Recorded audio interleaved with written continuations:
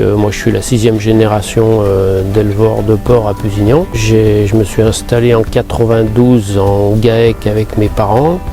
On a travaillé une dizaine d'années ensemble et suite à ça, ils sont partis en retraite et une exploitation de 235 hectares de terres labourables et un élevage de porcs de 2100 porcs charcutiers et 700, je crois que c'est 1000 porcelets.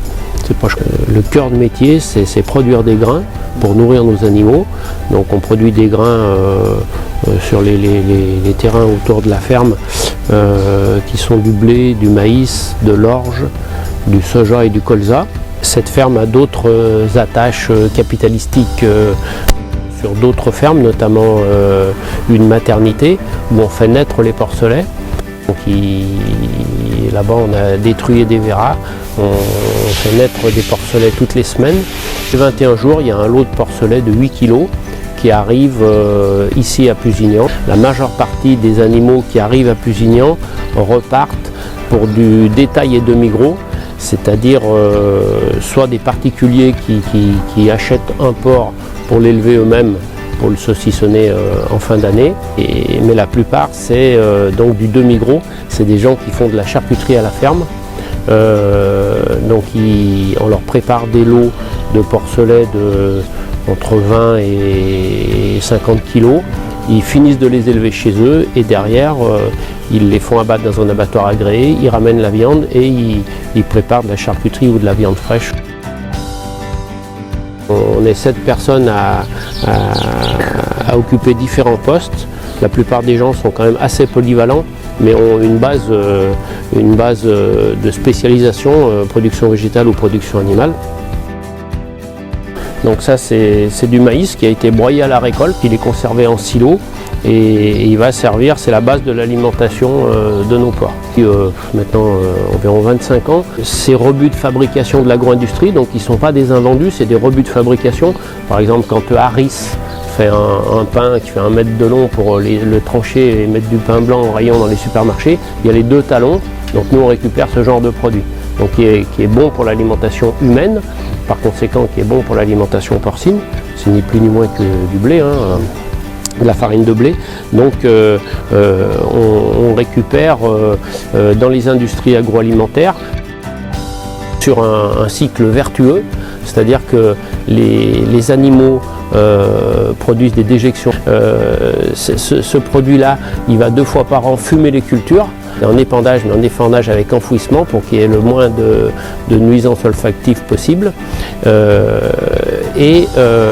Ces cultures vont pousser grâce à cet engrais de ferme, qui est un engrais pas chimique, va pousser et va produire du grain pour nourrir ces animaux qui eux vont nourrir l'homme lorsqu'on abattra l'animal pour le mettre en carcasse et le transformer quand c'est de la salaison, et retour au sol de la merde. Enfin, c'est un cycle vraiment vertueux comme beaucoup de systèmes agricoles devraient être. Dans cet ordinateur, enfin, on lui dit par exemple à la vanne 11.5 tu as 4 porcs, il y a 159 jours qui sont là, ils font 92 kg de moyenne, ça c'est lui qui le calcule. Il faudra leur donner 2,3 kg d'aliments par jour. Donc maintenant on fait 2 repas, le matin et le soir. Tu vas lui mettre 25% de lactosérum, tu vas lui mettre 21% de maïs humide, ce qu'on a vu tout à l'heure, et tu vas lui mettre 53% de farine. Et dans cette farine on va retrouver le blé, l'orge, le soja et les minéraux. Donc on va prendre par exemple la formule qui est ici en post-sevrage. Donc on a 13% d'orge, 28% de soja, 17 de son, 6 de charcutier et 34 de biscuits. Ça va nous produire notre aliment sec. Et là on va faire un lancement de process. Aujourd'hui on a vraiment mis en place de la biosécurité dans nos élevages de façon très draconienne. Et on se protège de celle-ci et des autres. C'est pour ça qu'on vous équipe également pour ne pas amener de germes ici. Ce lot de porcelets, il est arrivé Il y aura 21 jours mercredi prochain, donc là on est mardi, demain, donc demain ils auront 21 jours, ils ont 20 jours chez nous. Donc là le sevrage est terminé, ils vont être desserrés, des porcs qui font à peu près 80 kg. Donc là ils ont une alimentation en soupe, hein, dans une auge en inox. Allez, voilà.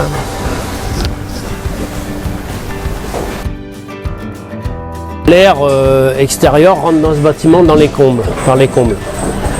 L'été, elle est humidifiée pour la refroidir, puisque lorsqu'on a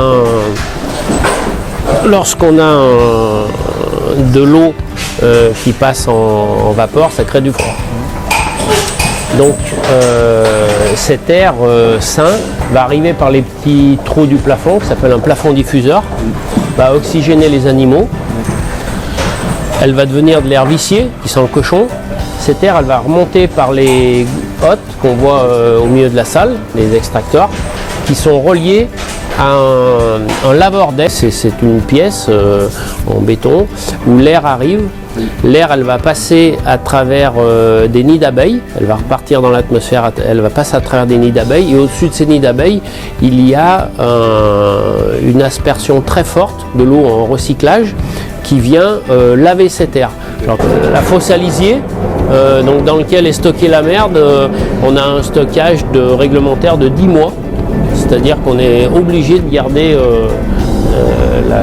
les lisiers 10 mois, ce qui n'est pas quand même sans poser des problèmes olfactifs, puisque un lisier comme ça qui reste en permanence longtemps, il a tendance à travailler, donc les fosses sont bien bâchées. La réglementation, elle est fondée, elle est même plutôt intelligente. C'est pour apporter l'élément fertilisant contenu dans l'azote, le phosphore et la potasse contenu dans la merde, pour l'apporter lorsque la culture en a besoin. Le lisier de porc, donc, il est étendu grâce à 2 tonnes à lisier, qu'on a à nous. Donc on a une plus grosse à ma droite qui nous sert donc, sur la route à charrier ce lisier pour qu'ensuite le vider dans des caissons à la parcelle, pour que celui qui est dans le champ avec la plus petite tonne avec l'enfouisseur puisse tourner en continu sans s'arrêter. Donc, comme j'expliquais auparavant, donc, voilà l'écran du fameux GPS donc, géré par satellite. Donc ici on peut voir le réseau satellite qui est bon aujourd'hui. Donc on fait go. Et là on peut voir que si je tourne les roues, le tracteur va se replacer tout seul sans que je touche le volant. Il va se replacer sur sa ligne. Donc ça c'est tout géré par satellite avec une antenne qu'on a sur le toit. Et ensuite j'arrive en bout de ma parcelle, je reprends le volant, donc c'est moi qui attaque à conduire. Je fais demi-tour au bout de mon champ et je me remets sur la ligne juste à côté. Je rappuie sur le bouton et le tracteur se recale tout seul sans que je touche le volant sur la ligne. On a 44 kW de production. Cette production d'énergie électrique, elle est autoconsommée dans la ferme. 1% d'électricité gratuite dans le réseau. Et sinon, l'intégralité de ce que l'on produit est consommée chez nous. Donc pour l'année 2023, on a un projet donc de construction d'un bâtiment qui va venir se substituer à un vieux bâtiment qui pour le coup n'était pas lavé.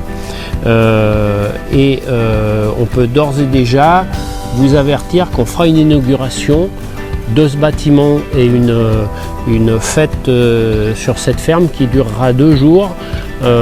Où ce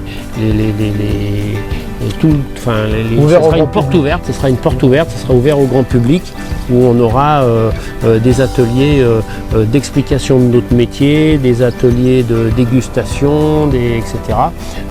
Et ça se fera sur 2024, donc soit fin du printemps, juin, soit septembre. Voilà. Donc là, la date est encore pas définie, mais c'est certain qu'on va inaugurer cette nouvelle ferme.